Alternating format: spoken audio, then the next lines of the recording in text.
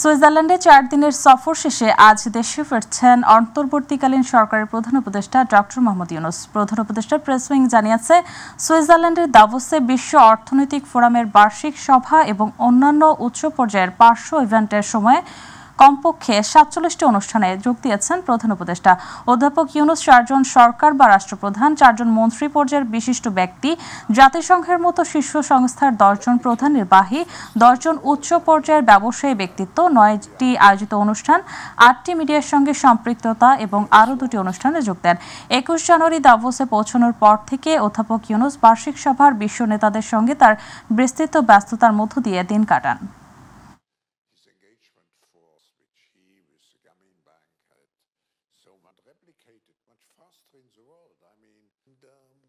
Chief adviser professor ইউনূসের আজকে 4র্থ দিন। আজকেও 7টা মিটিং ছিল।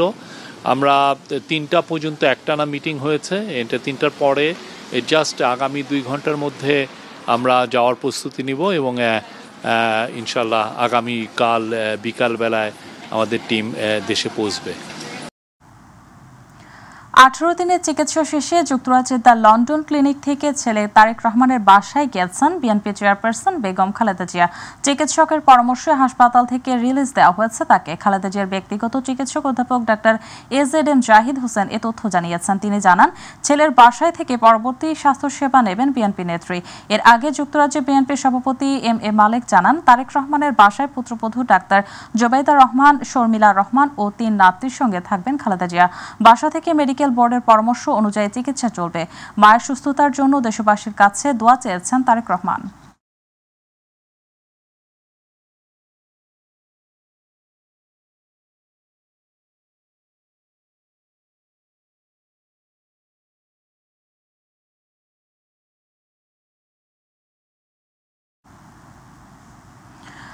বছরের শুরুতেই শতাধিক পণ্য এবং সেবার উপর শুল্ক কর বৃদ্ধি করলেও সিদ্ধান্ত থেকে সরে এসেছে সরকার। নতুন করে ঔষধ, রেস্তোরাঁ, ওয়ার্কশপ ও মোবাইল সেবায় বর্ধিত ভ্যাট প্রত্যাহার করে আবারও প্রজ্ঞাপন জারি করেছে এনপিআর। রাজস্ব বাড়াতে সরকার এমন সিদ্ধান্ত নিয়েছে বলে জানালেন অর্থ উপদেষ্টা ডক্টর সালেউদ্দিন আহমেদ। সরকার এমন সিদ্ধান্তে কর আদায়ের কাঙ্ক্ষিত লক্ষ্যমাত্রা অর্জিত হবে না বলে মনে করছেন অর্থনীতিবিদরা। আরও দেখুন রাকিব হাসানের রিপোর্টে। গত 9 জানুয়ারি সিগারেট, হোটেল, রেস্তোরাঁ, ইন্টারনেট, কোমল পানীয় সহ শতাধিক পণ্য ও সেবার শুল্ক ও কর বৃদ্ধি করে অধ্যাদেশ জারি করে জাতীয় রাজস্ব বোর্ড এনবিআর। 13 দিনের মাথায় নিজেদের অবস্থান থেকে কিছুটা সরে আসে এনবিআর। ওষুধ, রেস্তোরাঁ, ওয়ার্কশপ ও মোবাইল সেবায় বর্ধিত ভ্যাট প্রত্যাহার করে পুনরায় প্রজ্ঞাপন জারি করে রাজস্ব বোর্ড। পূর্বে ঔষধ শিল্পের উপর ব্যবসায়ী পর্যায়ে ভ্যাটের হার ছিল 2.4%, যা বাড়িয়ে করা হয় 3%। নতুন প্রজ্ঞাপনে বর্ধিত ভ্যাটের হার প্রত্যাহার করে পুনরায় 2.4% ফিরিয়ে আনা হয়েছে। এদিকে রেস্তোরাঁ শিল্পে ভ্যাটের হার 5% থেকে বাড়িয়ে করা হয় 15%। পর্যালোচনা করে তারকা হোটেল ব্যতীত অন্য সকল রেস্তোরাঁয় অতিরিক্ত ভ্যাট প্রত্যাহার করে নিয়েছে এনবিআর। তবে নন এসি হোটেল, মিষ্টান্ন ভাণ্ডারে ভ্যাটের হার 15% থেকে কমিয়ে 10% নির্ধারণ করা হয়েছে। মোটর গাড়ির গ্যারেজ এবং ওয়ার্কশপের উপর ভ্যাট 5% বাড়িয়ে করা হয় 15%। তবে মালিকদের আন্দোলনের চাপে তা আগের জায়গায় ফিরিয়ে আনা হয়। মোবাইল ফোন ও ইন্টারনেট সেবায় নতুন করে সম্পূরক শুল্ক 3% বৃদ্ধি করে এনবিআর। বিভিন্ন সংগঠনের দাবি বিবেচনায় নিয়ে পরবর্তীতে তা প্রত্যাহার করা হয়। বিশ্বের সকল দেশের তুলনায় বাংলাদেশে ভ্যাটের পরিমাণ সবচেয়ে কম জানিয়ে অর্থ উপদেষ্টা ডক্টর সালেউদ্দিন আহমেদ বলেন, রাজস্ব বাড়াতেই ভ্যাট বাড়িয়েছে সরকার। বাংলাদেশ হলো সবচেয়ে লোয়েস্ট ট্যাক্স পেইং নেশন। এলডিসির চেয়েও আমাদের ট্যাক্স কম।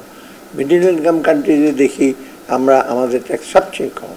ভুটান, নেপাল, বার্কিনা ফাসো, তারপর আইভরি কোস্ট দেখা সব।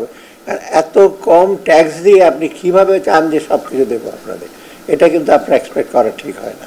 এদিকে বছরের প্রথমেই শতাধিক পণ্য ও সেবার উপর ভ্যাট করের হার বাড়িয়ে দেয় শিল্প কারখানায় বিনিয়োগ কমার পাশাপাশি ক্ষুদ্র ও মাঝারি শিল্প সংকুচিত হয়ে আসবে বলে মনে করেন অর্থনীতিবিদ ডক্টর মাহফুজ কবির। সব মিলিয়ে যেটা মোটা দাগে সেটি হলো যে বিনিয়োগের খরচটা বেড়ে যাবে এবং বিনিয়োগটা নিরুৎসাহিত হবে। এই মুহূর্তে এমনিতেই বিনিয়োগ কম, যে প্রাইভেট ইনভেস্টমেন্ট একেবারে লো। এই অবস্থায় যেহেতু এই পণ্যগুলোর দাম বেড়ে গেছে, তো চাহিদাটাও কমে গেছে এবং কমে যাওয়ার কারণে ব্যবসা বাণিজ্য সংকুচিত হচ্ছে এই খাতে, এবং একই সঙ্গে এটার যে বিনিয়োগ সেটাও নিরুৎসাহিত হচ্ছে।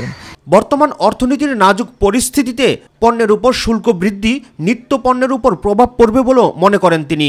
এখন সমস্যা হচ্ছে কি যে যতটুকু কর বাড়ানো হলো, যেহেতু পুরো সিস্টেমটা অটোমেটেড না, তো এটার কারণে কিন্তু ওই পরিমাণে আসলে রাজস্ব আদায় হবে না। অনেকেই কিন্তু কর ফাঁকি দেবে, কিন্তু পুরো দাম যে বৃদ্ধি সেটা কিন্তু ভোক্তার উপর চলে যাবে। ইতিমধ্যেই অনেক পণ্যের এবং সেবার কিন্তু দামটা বেড়ে গেছে। রাকিব হাসান, মাইটিভি, ঢাকা। সন্ত্রাস ও পেশি শক্তির প্রভাবসহ নানা কারণে দীর্ঘদিন ধরে রাজনীতি বিমুখ হয়ে উঠেছে শিক্ষার্থীরা। ছাত্র রাজনীতিতে মূল দলের নোংরা হস্তক্ষেপ, ছাত্র সংসদগুলো পরিকল্পিতভাবে অকার্য করে রাখা সহ নানা বিষয়কে সামনে এনেছেন শিক্ষার্থীরা। ছাত্র রাজনীতির গৌরবোজ্জ্বল ইতিহাস ফিরিয়ে আনতে গঠনমূলক এবং জবাবদিহিতা নির্ভর সাংগঠনিক কাঠামো তৈরির উপর জোর দেন শিক্ষার্থীরা। SM আরিফের রিপোর্ট। বাংলাদেশের ছাত্র রাজনীতিতে রয়েছে গৌরবোজ্জ্বল ইতিহাস। 52 থেকে 90 দেশের বিভিন্ন ক্রান্তিকালে আন্দোলন সংগ্রামে অগ্রণী ভূমিকা রেখেছে ছাত্ররা। তবে দলীয় হস্তক্ষেপ, লেজুর বৃত্তি, সন্ত্রাস ও পেশিশক্তির প্রভাবে দিনকে দিন কলুষিত হয়ে ওঠে ছাত্র রাজনীতি, যে কারণে শিক্ষার্থীদের একটি বড় অংশ হয়ে ওঠে রাজনীতি বিমুখ। 24-এর অভ্যুত্থান পরবর্তী সময়েও শিক্ষার্থীদের মাঝে পুরনো শঙ্কা কাটেনি।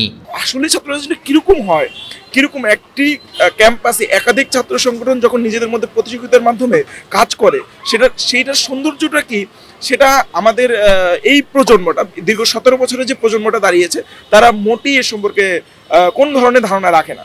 সেই ক্ষেত্রে স্বাভাবিকভাবে তাদের মধ্যে একটা ছাত্র রাজনীতি নিয়ে মিসকনসেপশন তৈরি হয়েছে। এখন যদি একটা দলীয় সরকার আসে, তাহলে কি ওই যে যে ছাত্র উইংটা দলেরই পারপাস সার্ভ করবে, তার তো এটার বাইরে কোনো গোল নাই।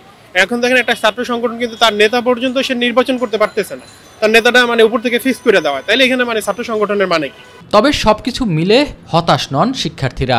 তাদের মতে ক্যাম্পাসে সুস্থ রাজনৈতিক পরিবেশ সৃষ্টিতে বিশ্ববিদ্যালয় প্রশাসন আর ছাত্র সংগঠনগুলোকে আন্তরিক হওয়া দরকার। প্রত্যেকটা বিশ্ববিদ্যালয়ের ছাত্র সংসদ অবশ্যই এই ছাত্র রাজনীতি বা ছাত্র নেতা তৈরির সূতিকাগার।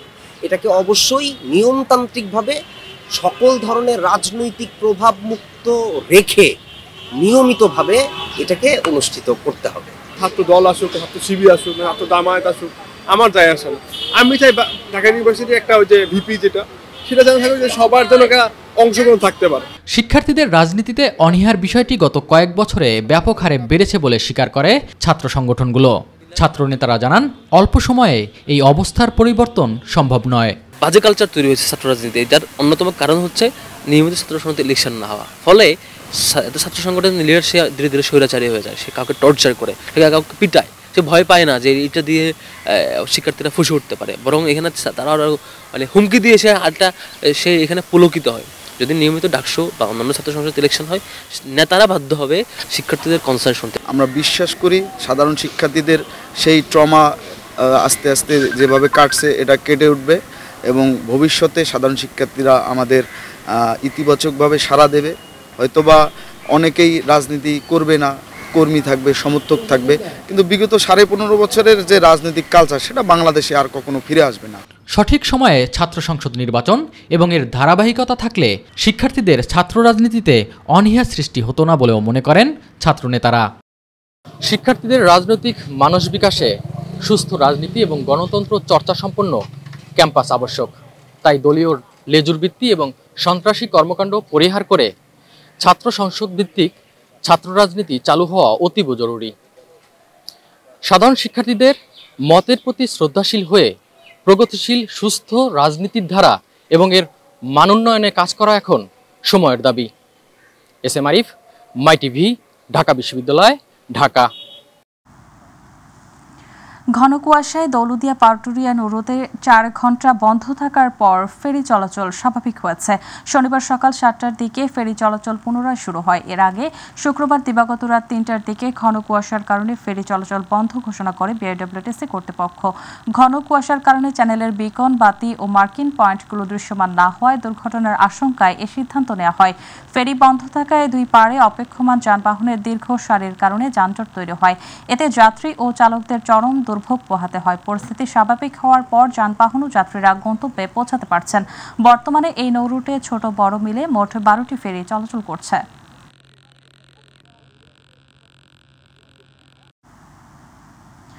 যশোরের বাঘারপাড়ায় দীর্ঘ 1 যুগের বেশি সময় ধরে অবৈধ বালু উত্তোলন করে আসছে উপজেলার দরাঝাট ইউনিয়নের সৈয়দ মাহমুদপুর গ্রামের মইন্দে সাইদুজ্জামান কানুন নামের মেম্বার ও তার সংঘবদ্ধ চক্র। স্থানীয়দের অভিযোগ, বিগত সরকারের ক্ষমতাশীলদের প্রত্যক্ষ সমর্থনে নির্বিচারে বালু উত্তোলন করে আসছে চক্রটি। এমন পরিস্থিতিতে প্রশাসনের কার্যত কোনো ভূমিকা নেই। বাঘারপাড়া প্রতিনিধির রিপোর্টে দেখুন বিস্তারিত। যশোরের বাঘারপাড়ায় দীর্ঘ 1 যুগেরও বেশি সময় ধরে চলছে অবৈধ বালু উত্তোলন। স্থানীয়রা বলছেন, এর সাথে জড়িত একটি প্রভাবশালী চক্র যাদের ভয়ে মুখ খুলতে চায় না কেউই। অতিরিক্ত বালু উত্তোলনের ফলে ফাটল ধরেছে আশেপাশের বাড়িঘরে, ক্ষতিগ্রস্ত হচ্ছে কৃষি ফসলেরও। বাড়ি ঘর ধরে ধুলো বালি এসে জালনা দরজার ভিতর দিয়ে ঢুকে দেখা যায় কাপড় চোপড় ময়লা হয়ে যায়। মোটামুটি হুমকিতে আছে, কোনো কিছু বললেও হয় না আর আমরা কিছু বলতেও পারি না। আন্দোলন এবং তার বিভিন্ন গাড়ি ঠেকানো, ইউনোকে জানানো, আমরা ডিসি পর্যন্ত স্মারকলিপি দিয়েছি। বাধ্যতামূলক গৃহস্থরা তার কাছে জমি হস্তান্তর করতে বাধ্য হচ্ছে। বহু লোকে আমরা বারণ দিয়েছি, তার জায়গাতে সে চলবে, আমাদের কিছু করার আছে। আমরা এটা সুস্থ তদন্ত চাচ্ছি। অবাধে বালু উত্তোলনের ফলে এ অঞ্চলের পানির স্তর অনেক নিচে চলে গেছে। বাতাসে অতিরিক্ত বালু থাকায় মুকুল আসার আগেই ঝরে পড়ছে ফলজ ফুল। এলাকা ও পরিবেশ রক্ষার লক্ষ্যে এসব অবৈধ কার্যক্রম বন্ধ করার দাবি জানিয়েছেন স্থানীয় জনপ্রতিনিধিরাও। এলাকা রক্ষার স্বার্থে, পরিবেশ রক্ষার স্বার্থে এটা বন্ধ হওয়া অবশ্যই দরকার। যেহেতু এটা একটা অবৈধ কাজ বন্ধ হওয়া উচিত। অবৈধভাবে বালু উত্তোলন বন্ধে জোর পদক্ষেপ নেওয়ার আশ্বাস দিয়েছে স্থানীয় প্রশাসন। 1 কোদাল মাটি যদি ওখান থেকে অবৈধভাবে তোলা হয়, তাহলে আমরা থানা পুলিশের মাধ্যমে তাৎক্ষণিকভাবে তাকে ধরে এনে আইনে যে বিধান আছে সেই বিধান অনুযায়ী তাকে উপযুক্ত শাস্তির ব্যবস্থা করব। আবাসিক অঞ্চলে বালু উত্তোলন বন্ধে সরকার দ্রুত ও কার্যকর পদক্ষেপ গ্রহণ করবে, এমনটাই প্রত্যাশা এলাকাবাসীর। জুবার রহমান, মাইটিভি নিউজ। যশোরের ঝিগরগাছায় নিয়ন্ত্রণ হারিয়ে গাছের সঙ্গে প্রাইভেট কারের ধাক্কা লেগে খাদে পড়ে সাকিব হোসেন নামে ছাত্রদলের এক নেতা নিহত হয়েছে। যশোর বেনাপোল মহাসড়কের কৃতিপুর মোড়ে এ দুর্ঘটনা ঘটে। এ দুর্ঘটনায় ফাহিম বিশ্বাস নামে আরও একজন গুরুতর আহত হয়। তিনি যশোর জেনারেল হাসপাতালে চিকিৎসাধীন রয়েছেন। নিহত সাকিব জেলা ছাত্রদলের সহ ধর্ম বিষয়ক সম্পাদক ছিলেন। ঝিগরগাছা থানার ভারপ্রাপ্ত কর্মকর্তা বাবুলুর রহমান খান জানান, গাড়িটি পুরোপুরি দুমড়ে মুচড়ে গেছে। ধারণা করা হচ্ছে অতিরিক্ত গতির কারণে দুর্ঘটনাটি ঘটেছে। নিহতের পরিবারের কোনো অভিযোগ না থাকায় মরদেহ বাড়িতে হস্তান্তর করা হয়েছে। কুষ্টিয়ার কুমারখালীতে জননিরাপত্তা নিশ্চিত করতে পুলিশি পাহারা জোরদার করা হয়েছে। রাতে কুষ্টিয়া রাজবাড়ী আঞ্চলিক মহাসড়ক সহ শহরের বিভিন্ন গুরুত্বপূর্ণ স্থানে নিয়মিত পুলিশি পাহারা অব্যাহত রয়েছে। এরই মধ্যে চুরি, ডাকাতি সহ বিভিন্ন অপরাধ অনেকাংশে নিয়ন্ত্রণে এসেছে বলে জানিয়েছে এলাকাবাসী। কুষ্টিয়া কুমারখালী থেকে লিপু খন্দকারের রিপোর্ট, জানাচ্ছেন জুবার রহমান। আওয়ামী লীগ সরকার পতনের পর সারা দেশের মতো কুষ্টিয়ার কুমারখালীতেও আইন শৃঙ্খলা পরিস্থিতির অবনতি হয়। অপরাধ প্রবণতা বেড়ে গেলেও কার্যত অকার্যকর ছিল পুলিশি ভূমিকা। সাম্প্রতিক সময়ে কুমারখালী থানা পুলিশ এলাকায় পুলিশি পাহারা জোরদার করায় অপরাধ প্রবণতা কমেছে অনেকটাই। এলাকাবাসী ও পথচারীরা জানান, সরকার পতনের পর পুলিশ কর্মবিরতিতে যাওয়ায় তাদের মধ্যে ভয়ভীতি কাজ করত।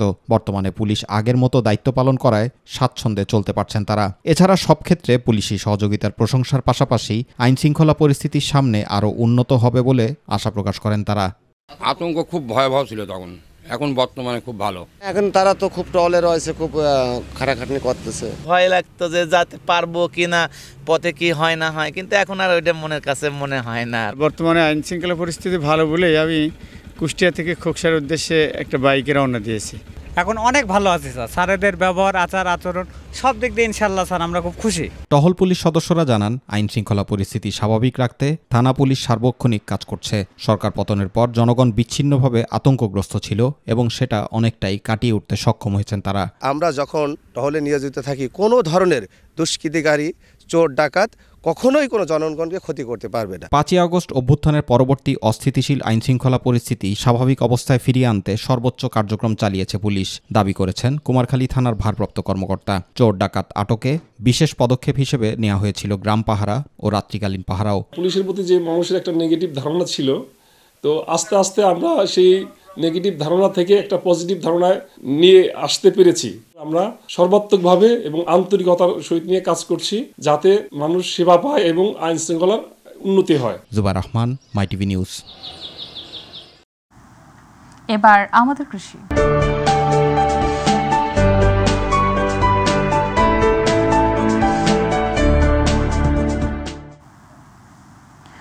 কম খরচ ও লাভবান হওয়ায় সিরাজগঞ্জে বাড়ছে বাড়ি 14 জাতের সরিষার আবাদ। চাষিরা বলছেন সরকারি প্রণোদনা পেয়ে তাদের মুখে হাসি ফুটেছে। এবারও বাম্পার ফলনের আশা করছেন তারা। কৃষি বিভাগ বলছে সরিষা উৎপাদনে উন্নত জাত উদ্ভাবন করে কৃষকদের পাশে দাঁড়িয়েছে সরকারের কৃষি গবেষণা কেন্দ্র। প্রতিনিধি সনাতন দাসের রিপোর্ট, জানাচ্ছেন শামস তাফরিজ উচ্ছ্বাস। চলনবিল উদ্যোষিত সিরাজগঞ্জ জেলার মাঠ জুড়ে এখন হলুদের সমারোহ। অথচ 1 দশক আগেও মাঠগুলো ছিল এক ফসলি। এখন সেসব মাঠে শোভা পাচ্ছে সরিষা ফুল ও মধু সংগ্রহের অপরূপ চিত্র। উৎপাদন খরচ কম হওয়া ও রোগবালাই না থাকায় বাড়ি 14 জাতে আশার আলো দেখছে সরিষা চাষিরা। তারা বলছে অনুকূল আবহাওয়ার কারণে এবছর সরিষার বাম্পার ফলনের সম্ভাবনা রয়েছে। এবারকার আবহাওয়ার অনুকূলে সরিষা খুবই ভালো হয়েছে, শুধু কীটনাশকটা একটু বেশি দাম পড়ছে, তারপরেও শস্যের ফলন খুব ভালো। যদি আমরা এইভাবে ঘরে তুলতে পারি তাহলে খুবই লাভবান হওয়া যাবে। এবারকার খরচ খুবই কম, গত বছর এবার খুবই কম। এবছরে কিছু কিছু যেমন গত বছর আমানত পাই নাই, পোকার জন্য পাই নাই। এবার ইনশাল্লাহ পোকার দমন খুবই কম, নাই বলতেই না। মোটামুটি আমরা কৃষকরা এবার আবাদে ইনশাল্লাহ বাম্পার ফলন পাবো।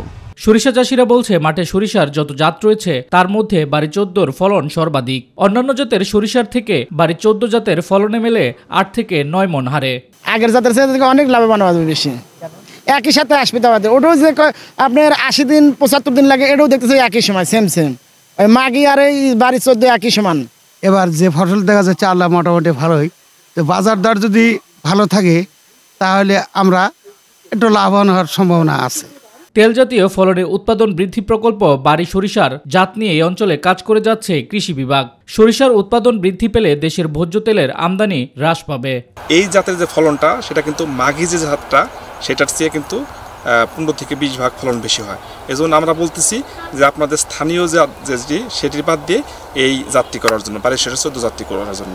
আমরা জানি 2006 সালে এটা অবমুক্ত হলেও আজকে 2025 সাল এটা ব্যাপকভাবে মাঠ পর্যায়ে ছড়িয়ে গেছে এবং কৃষকরা কিন্তু এলাকা স্বাবলম্বী হয়ে যাচ্ছে এর তেল থেকে, এর গাছ থেকে। এবছর সিরাজগঞ্জ জেলায় সরিষার চাষ হয়েছে 87,125 হেক্টর জমিতে। এর অধিকাংশই বাড়ি 14 জাতের। শামস তাফরিজ উচ্ছ্বাস, মাই টিভি নিউজ ডেস্ক। এবার গ্রাম বাংলার খবর।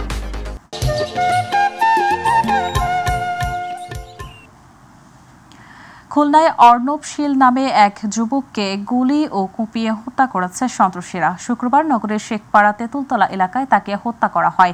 নিহত অর্ণব শীল খুলনা বিশ্ববিদ্যালয়ের MBA ছাত্র। ঘটনার সত্যতা নিশ্চিত করেছেন খুলনা মেট্রোপলিটন পুলিশের KMP অতিরিক্ত কমিশনার মিডিয়া আহসান হাবিব।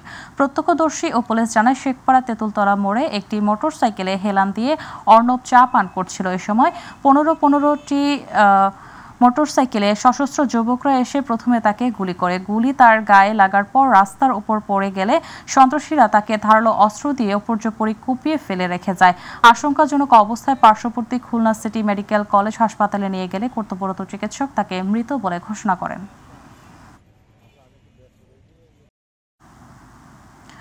মৃদু শৈত্যপ্রবাহ হিমশীতল বাতাসে উত্তরের জেলা পঞ্চগড়ে জেঁকে বসেছে হাড় কাঁপানো শীত। হিমশীতল বাতাসের কারণে শীতের তীব্রতা বৃদ্ধি পেয়েছে। হাড় কাঁপানো শীতে অনেক অসহায় ও নিম্ন আয়ের মানুষজন কাজে যেতে পারছেন না, ফলে তারা চরম বিপাকে পড়েছে। আজ ভোর থেকে সকাল 8টা পর্যন্ত ঘন কুয়াশা থাকার কারণে জেলার বিভিন্ন সড়কগুলোতে হেডলাইট চালিয়ে যানবাহনগুলোকে চলাচল করতে দেখা গেছে। এদিকে বেলা বাড়ার সাথে সাথে রোদ উঠলেও শীতের তীব্রতা রয়েছে। তেঁতুলিয়া আবহাওয়া পর্যবেক্ষণ কেন্দ্রের ভারপ্রাপ্ত কর্মকর্তা জানান, পঞ্চগড়ের তেঁতুলিয়ায় গত কয়েকদিন থেকে তাপমাত্রা ওঠানামা করছে। আজ সকাল 9টায় তেঁতুলিয়া তাপমাত্রা রেকর্ড করা হয়েছে 9.7 ডিগ্রি সেলসিয়াস। মাদারীপুরে বৃদ্ধার বস্তাবন্দি মরদেহ পাওয়ায় ক্লুলেস ঘটনায় ২৪ ঘন্টার মধ্যে রহস্য উদ্ঘাটন করেছে পুলিশ। গ্রেপ্তার সোহাগ হাওলাদারকে আদালতে পাঠালে ১৬৪ ধারায় স্বীকারোক্তি দিয়েছে সে। গ্রেপ্তার সোহাগ শিবচর উপজেলার বৈকুণ্ঠপুর গ্রামের মফিজ হাওলাদারের ছেলে। নিহত ফজিলাতুন্নেসা একই এলাকার মৃত আব্দুর রহমানের আপনের স্ত্রী। অতিরিক্ত পুলিশ সুপার জাহাঙ্গীর আলম আরও জানান, নগদ টাকার প্রয়োজন হলে আগে থেকে ওত পেতে থাকে সোহাগ। পরে বৃদ্ধার গলায় স্বর্ণের চেইন দেখে হয় তার। পরে তাৎক্ষণিক শ্বাসরোধ করে হত্যার পরে বস্তাবন্দি মরদেহ রশি দিয়ে বেঁধে বাগানে ফেলে দেয় সোহাগ। এ ব্যাপারে মামলার পরবর্তী কার্যক্রম চলমান রয়েছে বলেও জানান তিনি। নারায়ণগঞ্জের রূপগঞ্জ উপজেলার পূর্বাচলের ৩০০ ফিট সড়কে মোটরসাইকেলের নিয়ন্ত্রণ হারিয়ে সুমন মোল্লা নামে এক আরোহী নিহত হয়েছে। শুক্রবার সড়কের বালু ব্রিজের পূর্ব পারে এ দুর্ঘটনা ঘটে। পূর্বাচল পুলিশ ক্যাম্পের ইনচার্জ জাহাঙ্গীর আলম জানান, রাতে বাণিজ্য মেলা থেকে বেপরোয়া গতির একটি মোটরসাইকেল কুড়িল বিশ্ব রোডের দিকে যাবার পথে বালু ব্রিজের পূর্ব পারে নিয়ন্ত্রণ হারিয়ে এর আরোহী সড়কে ছিটকে পড়ে। ঘটনাস্থলে তার মৃত্যু হয়।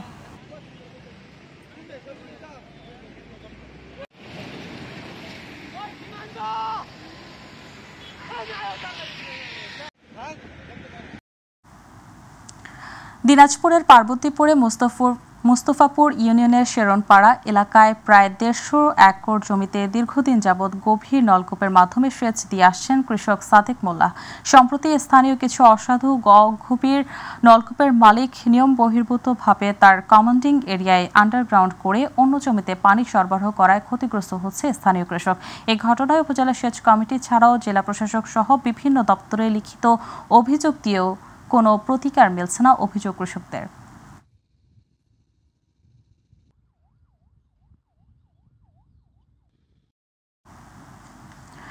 জামাতে ইসলামী আমির ডাক্তার শফিকুর রহমান বলেছেন, ফেলানী হত্যার বিষয়টি সারা বিশ্ব ভারতকে ছিছি করছে।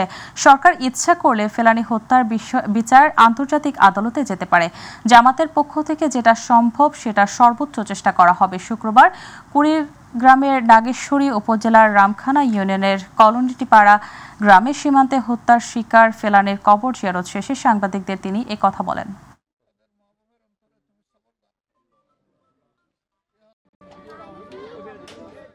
রিয়েলি লজ্জিত, কিন্তু আমরা আসতে পারি না কি কারণে এটা আপনারা জানেন। ওটাও কোনো কারণ না, খুব সিরিয়াসলি হয়তো আসতে পারতাম। আল্লাহ আমাদেরকে ক্ষমা করুন। ২ নম্বর হলো যে এটাতে শুধু ফেলানির মা বাপ এবং এই এলাকার মানুষ কষ্ট পান নাই, সারা বাংলাদেশের মানুষ কষ্ট পেয়েছে। ৩ নম্বর হচ্ছে যে সারা বাংলাদেশ নয়, এই দৃশ্য দেখে সারা দুনিয়ার মানুষ ওদেরকে চিচি দিয়েছে এবং সবাই চেয়েছিল যে এর একটা সুষ্ঠু বিচার হোক, কিন্তু আমরা এখন পর্যন্ত সে বিচারটা পেলাম না। আমাদের দাবি বারবার আমরা করেছি, এর জন্য আমরা কর্মসূচি পালন করেছি, বিবৃতি দিয়েছি যে এটার বিচার আমরা চাই, ন্যায় বিচার চাই, সুষ্ঠু বিচার চাই। গাজীপুরের কালিয়াকৈরে বিএনপির কর্মী সভা অনুষ্ঠিত হয়েছে। উপজেলার ৭ নং ওয়ার্ড পৌর বিএনপির আয়োজনে পল্লী বিদ্যুৎ এলাকায় এই সভা অনুষ্ঠিত হয়। সভায় বিএনপি ও অঙ্গ সংগঠনের নেতাকর্মীরা অংশ নেন। সভায় সভাপতিত্ব করেন পৌর বিএনপির সাংগঠনিক সম্পাদক রেজবি আহমেদ দুলাল। প্রধান অতিথি ছিলেন বিএনপির নির্বাহী কমিটির সহ শ্রম বিষয়ক সম্পাদক ও শ্রমিক পরিবহন ফেডারেশনের সাধারণ সম্পাদক হুমায়ুন কবির খান। এছাড়া অতিথি ছিলেন উপজেলা বিএনপির সাবেক সভাপতি আব্দুল লতিফ। বিশেষ অতিথি হিসেবে বক্তব্য দেন উপজেলা বিএনপির সাবেক আহ্বায়ক আখতারুজ্জামান ও পৌর বিএনপির সভাপতি মোয়াজ্জেম দেওয়ান।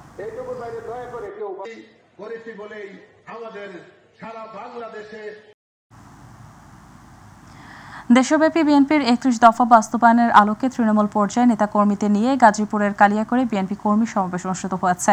শুক্রবার মধ্যপাড়া ইউনিয়ন বিএনপির অঙ্গ সংগঠনের আয়োজনে সমাবেশ অনুষ্ঠিত হয়। সমাবেশে মধ্যপাড়া ইউনিয়ন বিএনপির সভাপতি কাজী মোশাররফ হোসেন রবিনের সভাপতিত্বে ও গাজীপুর জেলা যুবদলের আহ্বায়ক সদস্য এমারত হোসেনের সঞ্চালনায় বক্তব্য রাখেন বিএনপি ঢাকা বিভাগীয় সাংগঠনিক সম্পাদক কাজী সাইদুল আলম বাবুল, কালিয়াকৈর উপজেলার বিএনপি সাধারণ সম্পাদক পারভেজ আহমেদ, গাজীপুর জেলা যুবদলের সাবেক সদস্য সচিব রফিকুল ইসলাম, কালিয়াকৈরের উপজেলার বিএনপি সহ সাংগঠনিক সম্পাদক হারুনুর রশিদ সহ আরও অনেকে। আশুলিয়ায় গণ অধিকার পরিষদের ধামসোনা ইউনিয়ন ৬ নং ওয়ার্ড কর্মী সম্মেলন হয়েছে। বিকেলে ভাদাইল সরকারি প্রাথমিক বিদ্যালয় মাঠে অনুষ্ঠিত কর্মী সম্মেলনে আশুলিয়া থানা ও গণ অধিকার পরিষদের যুগ্ম আহ্বায়ক উজ্জ্বল হোসেনের ভূঁইয়ার সভাপতিত্বে প্রধান অতিথি ছিলেন গণ অধিকার পরিষদ ঢাকা জেলার আহ্বায়ক শেখ শওকত হোসেন। এই সময় আশুলিয়া থানা গণ অধিকার পরিষদের সভাপতি নূর মোহাম্মদ, সাধারণ সম্পাদক হালিম মাস্টার, রুহুল আমিন সহ আরও অনেকে উপস্থিত ছিলেন।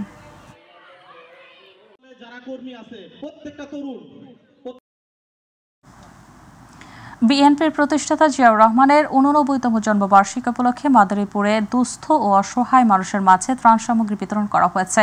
শুক্রবার শিবচর উপজেলার পাঁচচর ইউনিয়ন বিএনপির সভাপতি সাখাওয়াত মোল্লা হোসেন নানুর মোল্লার উদ্যোগে এই ত্রাণ দেওয়া হয়। পাঁচচর ইউনিয়নের বিভিন্ন এলাকায় শতাধিক পরিবারের প্রত্যেককে ২৫ কেজি চাল, ৩ কেজি আলু, ২ কেজি ডাল ও ২ লিটার সয়াবিন তেল বিতরণ করা হয়েছে।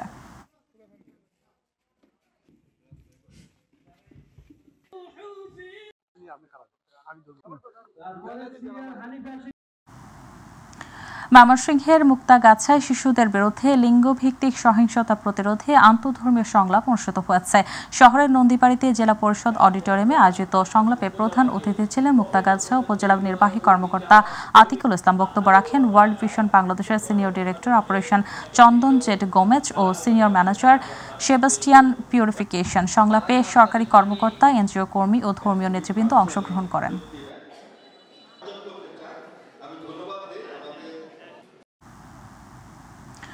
বরিশাল বিভাগীয় স্বাস্থ্য ও পরিবার পরিকল্পনা সরকারি গাড়ি চালক কল্যাণ সমিতির নতুন কমিটি গঠন করা হয়েছে। বরিশাল জেলা সিভিল সার্জন অফিসের গাড়ি চালক রুহুল আমিনকে সভাপতি ও বরিশাল শেরি বাংলা মেডিকেল কলেজ হাসপাতালের গাড়ি চালক নজরুল ইসলাম বিপ্লবকে সাধারণ সম্পাদক পদে নির্বাচিত করে। বরিশাল বিভাগীয় স্বাস্থ্য পরিচালকের কার্যালয়ে অনুষ্ঠিত সভায় সাবেক সভাপতি মহসিনের সভাপতিত্বে প্রধান অতিথি ছিলেন বিভাগীয় স্বাস্থ্য সরকারি গাড়ি চালক কল্যাণ সমিতির কেন্দ্রীয় সভাপতি শহীদ মিয়া।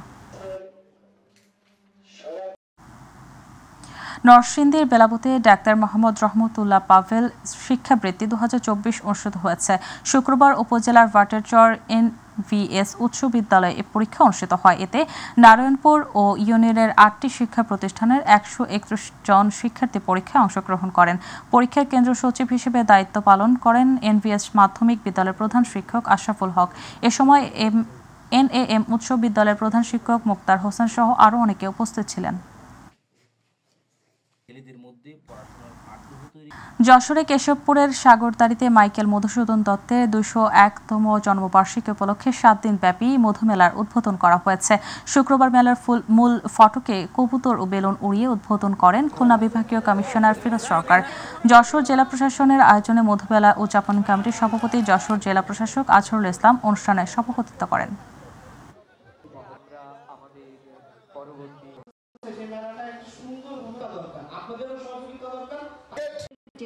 সামনে প্রতিষ্ঠ সম্মানীয় অতিথি এবং অংশগ্রহণ। তারুণ্যের উৎসব উপলক্ষে কক্সবাজারে আয়োজিত অনূর্ধ্ব ১৭ বালক বালিকা জাতীয় গোল্ড কাপ ফুটবল টুর্নামেন্ট শেষ হয়েছে।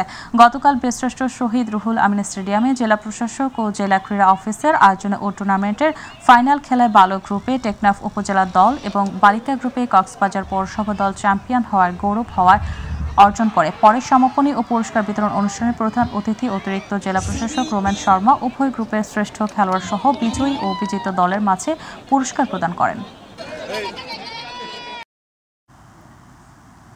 দিনাজপুরের পার্বতীপুরে শহীদ জেফ স্মৃতি গোল্ড কাপ ফুটবল টুর্নামেন্টের সেমিফাইনাল অনুষ্ঠিত হয়েছে। বেলাইচন্ডী ইয়ং সোসাইটির উদ্যোগে শুক্রবার মঠপুরা মাঠে খেলার আয়োজন করা হয়। এ সময় জেলা বিএনপির সহসভাপতি সুমিত কুমার আগারওয়ালা, পার্বতীপুর উপজেলা বিএনপির সাধারণ সম্পাদক অধ্যাপক জালাল উদ্দিন, আয়োজক কমিটির সভাপতি জাহাঙ্গীর আলম উপস্থিত ছিলেন। খেলায় ট্রাইবেকারে সৈয়দপুর দল ৫-৪ গোলে পঞ্চগড় বোদা দলকে পরাজিত করে।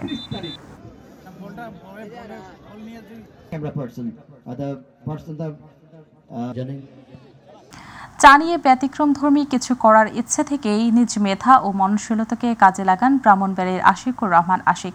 অনলাইন আর ইউটিউব দেখে দেশ বিদেশে বিভিন্ন দোকান থেকে জনপ্রিয় চাগুলো তথ্য সংগ্রহ করে প্রাপ্ত জ্ঞান থেকে লাগান তিনি। এরপর থেকে একে একে পর্যায়ক্রমে তৈরি করছেন বাহারি রকমের চা। প্রতিনিধি আফম কাউসার ইমরানের পাঠানো রিপোর্ট জানাচ্ছেন শামস তাবরেজ উচ্ছ্বাস। 2006 সালে ব্রাহ্মণবাড়িয়ার সরাইল উপজেলার শাহবাজপুরের দুই ভাই আশিক ও মাসুদের চায়ের দোকানের কথা হয়তো এখনো ভোলেননি কেউ। বাবা মারা যাওয়ার পর পরিবারের হাল ধরতে শুরু করেন চায়ের দোকান। চায়ের মাধ্যমেই এগিয়ে যাওয়ার স্বপ্ন দেখেন আশিক। সেই ছোট টক দোকান থেকে এখন 10 শতক জমি ভাড়া নিয়ে শাহবাজপুর ঢাকা সিলেট মহাসড়কের পাশে গড়ে তুলেছেন আশিকের চায়ের আড্ডা। এই দোকান হয়ে উঠেছে আরো 8 জনের জীবিকা নির্বাহের মাধ্যম। অল্প পুঁজি, একদম সীমিত, এই 400-500 টাকা পুঁজি নিয়ে শুরু করলাম, যে রং চা, দুধ চা, টং দোকানের শুরু করলাম। আইটেম তো অনেকই আছে, তার মধ্যে কন্ডেন্স মিল্কও আছে। কন্ডেন্স মিল্কের চা অনেক বিক্রি হয়, কাজু বাদাম চা, কাঠবাদাম চা, এগুলো তো অ্যাভেলেবেল আছে। এর মধ্যে বিখ্যাত হলো মালাই চা। আশিকের চায়ের আড্ডায় স্থান পেয়েছে ভিন্ন ভিন্ন 260টি স্বাদের চা। অনলাইন আর ইউটিউব দেখে দেশ বিদেশের জনপ্রিয় চায়ের তথ্য সংগ্রহ করে কাজে লাগান তিনি। প্রতি কাপ চা প্রকারভেদে 20 টাকা থেকে 120 টাকা মূল্যে বিক্রি হয়। আলহামদুলিল্লাহ চা বিক্রি করে, আলহামদুলিল্লাহ আমার সবাইকে নিয়ে আলহামদুলিল্লাহ আল্লাহ ভালো রাখছে। প্রতিদিন বাহারি চায়ের স্বাদ নিতে দূর দূরান্ত থেকে আসছেন মানুষ। প্রতিদিন বিকাল থেকে মধ্যরাত পর্যন্ত চলে চায়ের আড্ডা। আমরা নরসিংদী শিবপুর থানা থেকে এই জায়গায় আসছি আমরা চা খাওয়ার জন্য। আমরা 5-6 জন বন্ধু বান্ধব মিলে আমরা আসছি।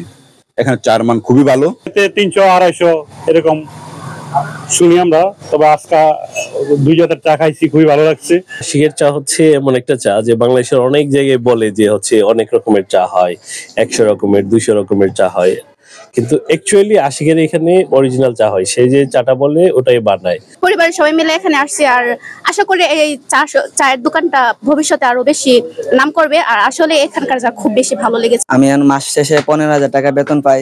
আমার ফ্যামিলিটা ভালো চলে, আগের থেকে অনেক ভালো চলে আমার ফ্যামিলিটা, আলহামদুলিল্লাহ ভালো আছি। নরমাল দুধ চা, কালো জিরা চা, আমলকি চা, ত্রিফলা চা, কাশ্মীরি দুধ চা, অর্জুন মাসালা চা, স্ট্রবেরি রং চা, মালাই চায়ের মতো বৈচিত্র্যময় মেনু রয়েছে তার দোকানে। এর মধ্যে মালাই, কাজু বাদাম ও শাহী মালাই চায়ের কদর সবচেয়ে বেশি। শামস তাবরিজ উচ্ছ্বাস, মাই টিভি নিউজ ডেস্ক।